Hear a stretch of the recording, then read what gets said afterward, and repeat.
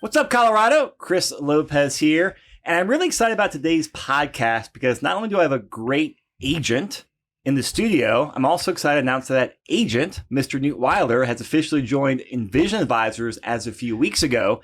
And Newt has an impressive background. Number one, he's a great agent. Number two, he's in Fort Collins. So for a lot of you, you know we've been down in Springs, Pueblo, and Denver, and now I'm very excited to say we're up in northern Colorado. And Newt, right after I said that, I said Fort Collins, but you live in Loveland. But you're up in northern Colorado. It's all the same to me. A lot of our listeners here. Anyway, man, I'm excited to have you on the podcast. I'm excited to have you on the Envision Advisors team, and just excited to have your agent skills and leadership as well in our whole ecosystem. So welcome to the podcast and team, man. Thank you, Chris. Thank you, Preston. Thank you guys for not to get you, Preston, but Preston. I see how it is, well. Chris. Yeah. So you guys know who Preston is.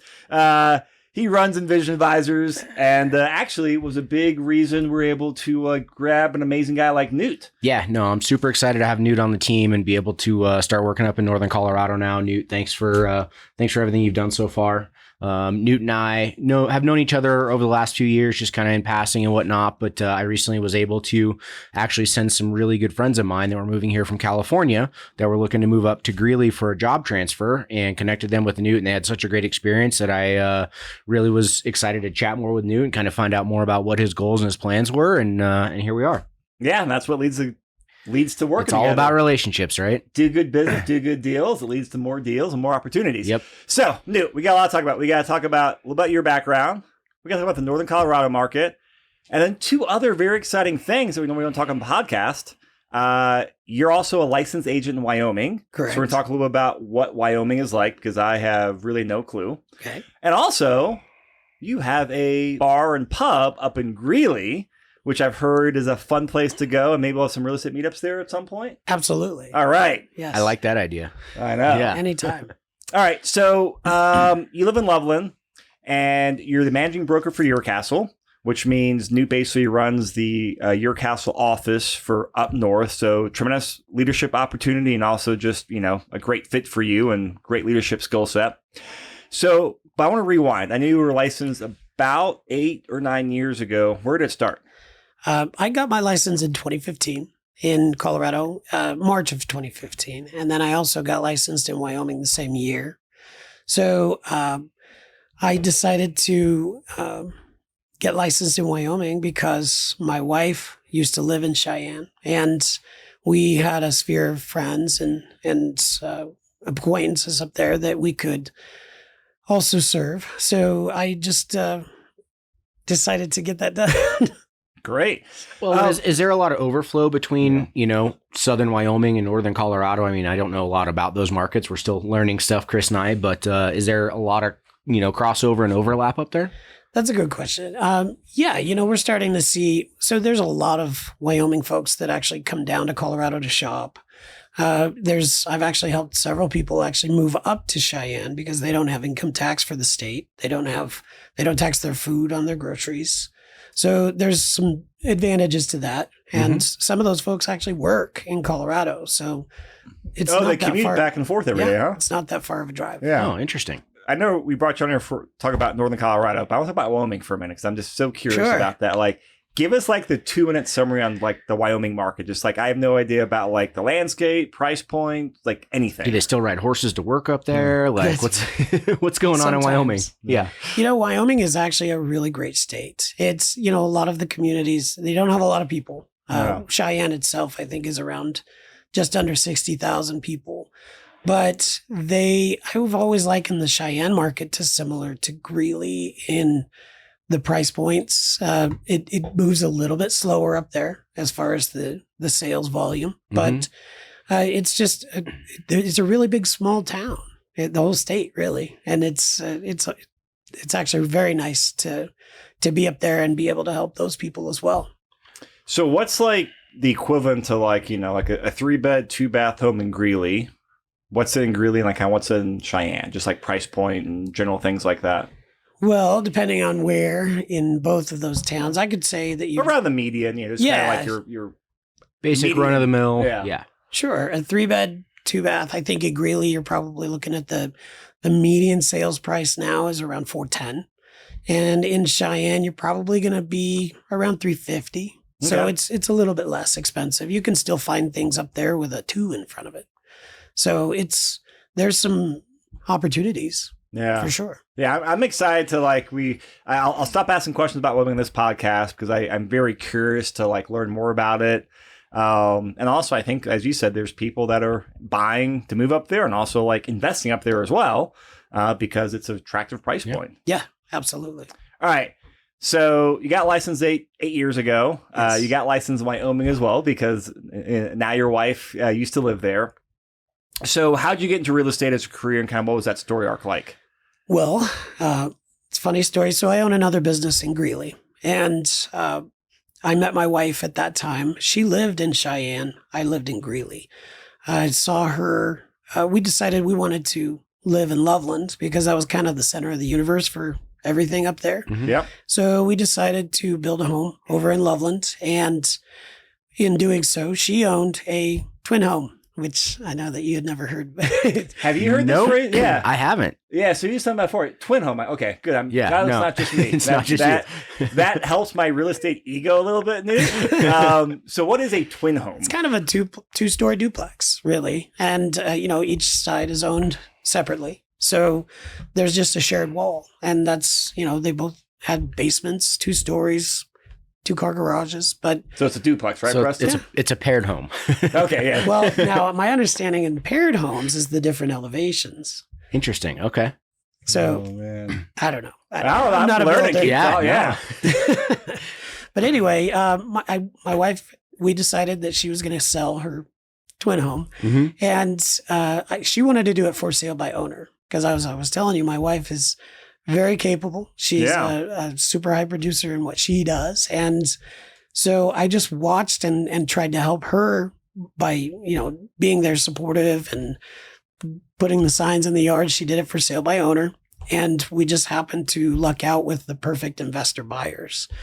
So she showed me how this could be such an easy transition. I mean, I had bought a house years prior, sold it, but I had never known the process like I saw her do it. In fact, I've seen her flyers were better than some of the new agents that I actually see these days. So I'm not surprised to hear that. me she did a great job. And I was just like, wow, that's super cool. So she actually came home one day. It was in December of 2014, actually, because I told her, listen, I've decided to join into real estate school.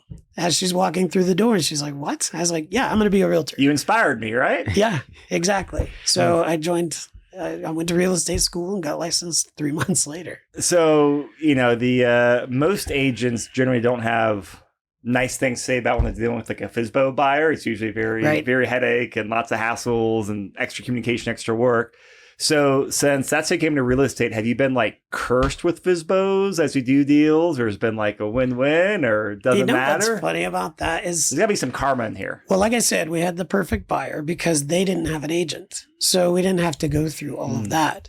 But I've never actually had an issue with it because I don't have a hard time with talking people through the process of how that may go. Yeah. Me being an agent, listen, I'm representing these folks. So is there a way for you to consider compensation on that end? But Yeah. I've actually never run into that being a problem. Oh, great. Yeah. Well, I'm glad to hear that karma worked out really well. Yeah. I'm All right, the luckiest so- guy I know, I guess. You got licensed, been doing deals in Northern Colorado, doing deals in Wyoming. Yeah. And then at what point did you become the managing broker up in your for castle up north? So I was an agent when your castle purchased Shorewood Real Estate up there. And there was some movement in the managing broker role at the time. And Charles Roberts, who you both know very well, Oh, yeah. Yes, we do. Charles reached out to me and as did Lon. And they asked if I would like to go ahead and take on that role because one of our higher producers up there, she had recommended me. So I had always decided, yeah, I wanted to advance and I wanted to move forward. And that was in 2018. Okay. October of 2018 is when I got my broker license. And I've been the managing broker up there in that office since. All right, cool. Awesome. And then 3 weeks ago, we officially joined forces. Yes. With you joining Envision, we're stoked about. So that brings us to present day here, where, from my perspective, my phrase is always, talented people in transition.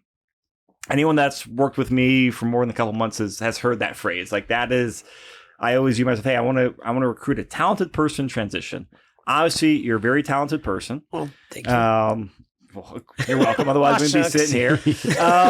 But spend a minute to kind of give us, like, our listeners and myself, like, what's the broad overview of, like, Northern Colorado? Like, we have a lot of Denver people listening to this. Sure. Mostly we're Denver listenerships. Like, what do they need about Northern Colorado just in general? Anything just through an investing lens? Well, I like to pick fun at you, Denver guys, and remind you that we actually have indoor plumbing and everything up there. It's great. All of the communities are special in their own way. Greeley is set a little bit to the side from I-25, but up and down I-25, you've got Loveland, Longmont, Loveland, Windsor, Timnath, Fort Collins, and all of those have it's 20 minutes from everywhere, wherever you are. Basically. And I know there's been a ton of development in a lot of those areas over the last decade, right? So, absolutely. And Windsor, especially. Yep. Windsor and Timnath have grown. Aren't they all just like subdivisions? Like Windsor? Pretty much. Yeah. I mean, Windsor's Rain I've been there Dance. once. So have you been to Rain Dance? No. Yes, we did go to Rain Dance. Okay, is that? Yeah. Okay. Then Chris and I took a little tour one day. So. Yeah, they had like 68 builders out there. They got the amazing pool with the lazy river. And that's just to the south of the main drag in Windsor. But it's nice to see. I mean, we're still in a huge shortage of inventory up there. And so there's subdivisions that pop up everywhere. Johnstown, even. That was always a commuter community anyway. They're building a huge Buc-ee's. I'm not familiar with this gas station. But I have heard about this. It's got like 100 some pumps. It's going to change the world. They're impressive. People that know about it are super excited. Yeah. I think you're one of the guys that told me about it, Preston. Yeah.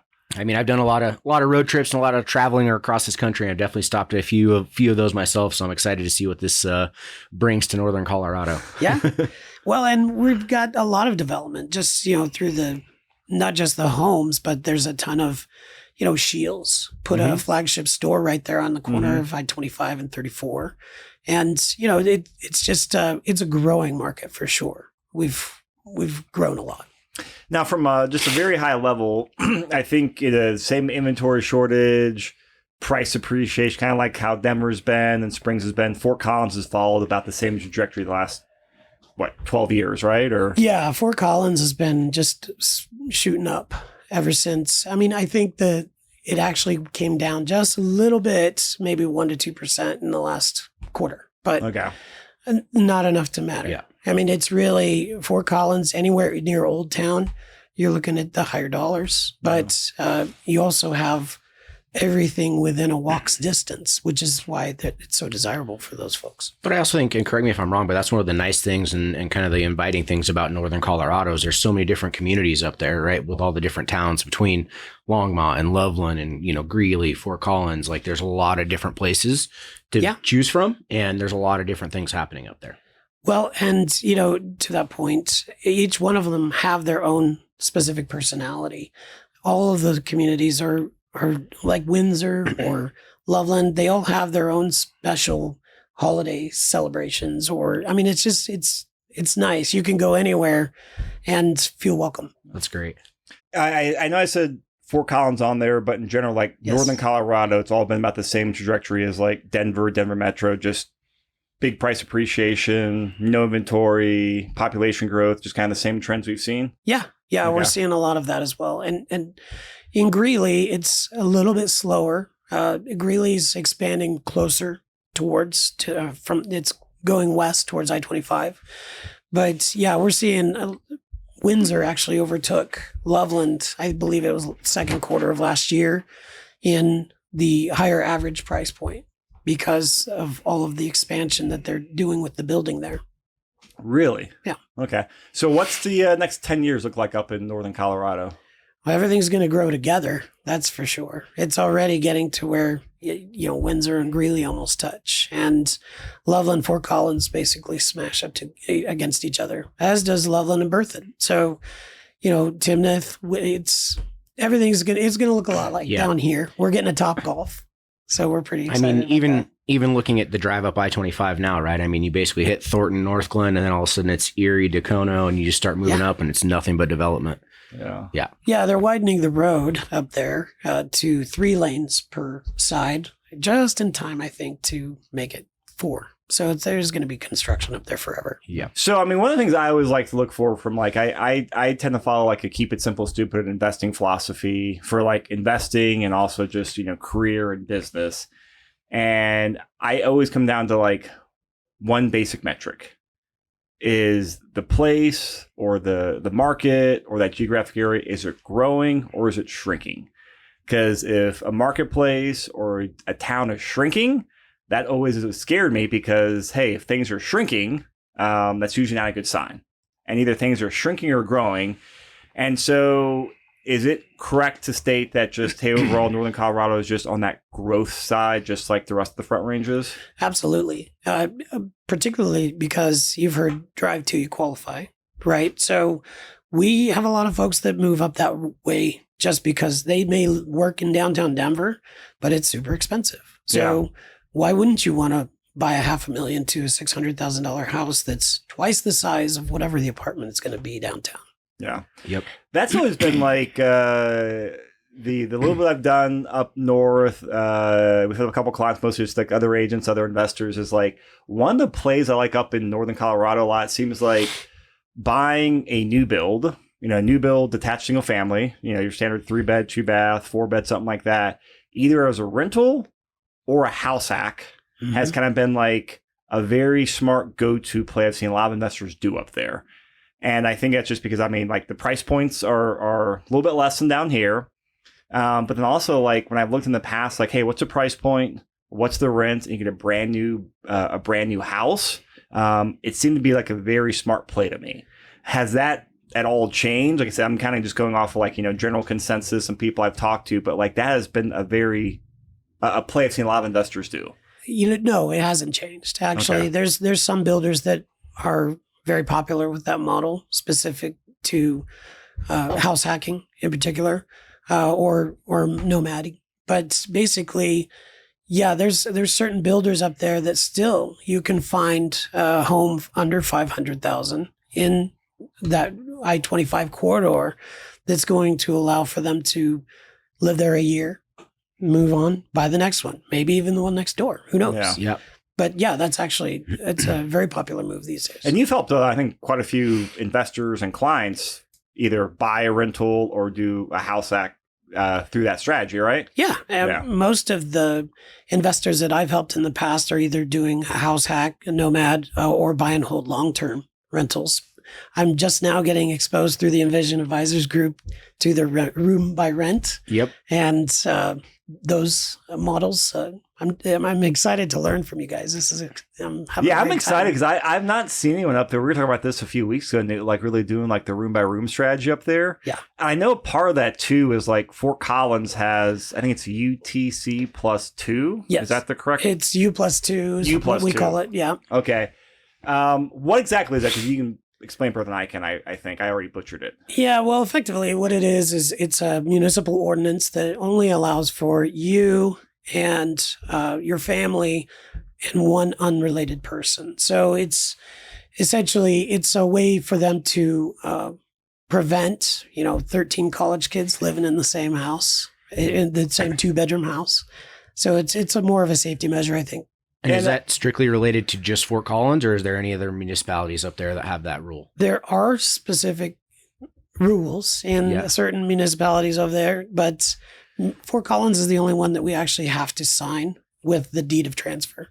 So there's specific forms that we have to sign. Oh, interesting. And they actually look into enforcing it. Yeah, I've heard when you buy and every time you rent the place out, everyone's basically signing some form of that document, right? And Fort Collins actually has a an enforcing they have department. code officers that yeah. go around and make sure that that's being upheld. There's certain other communities that I don't want to just throw out there under the bus right now, but they have the same rule on the books. They just don't have the form for you to have to sign to hold in your face when they. And that's what we've had. I've had a lot of like, especially house hackers down here and investors that want to really, really juice cash flow is like they look at Fort Collins and it's like, well, a lot of places, cool, they don't have that, that ordinance on there, nor do they enforce it. And it's like, well, you go up there, here's a problem.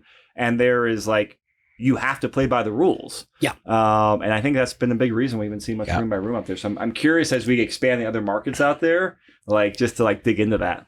Yeah, absolutely. I'm actually really excited to see if more popularity in that space actually causes something to be more enforced. I don't know. Yeah. All right. So talk to us about Wyler's Pub and Grill. Is that right? Did I get the name right? Yes. Yes. Wyler, my last name, Wyler's Pub and Grill in Greeley. Yes. Give a little plug for it. And like, when's the party up there, Newt? Every night. Every night, right? Yeah. Wyler's Pub and Grill. I actually used to work at this bar when I was in college. And through the years, I, did other things, but in 2011, the previous owners came to me and asked if I might be interested in buying it. And so I reached out to my folks and they helped me finance it. And we had you expressed interest to them about buying? Because that just seems I think it had probably come up over the years. Okay. But they reached out. And so we ended up buying it in December of 2011. And we've had it ever since. We actually did a real big remodel in June of 2014. I have a lot of respect that you're able to buy a bar and run into business because two things. I know restaurants and bars are incredibly hard to run. Very true. And my self-discipline around alcohol is not the greatest. So I would probably become one of the worst liabilities at a place if I owned it like that. What's funny is when you own it, you can't just sit at the end of the bar. Got a whole different space, right? Yeah. You gotta move on and do other things to make sure everything's working right. Yeah.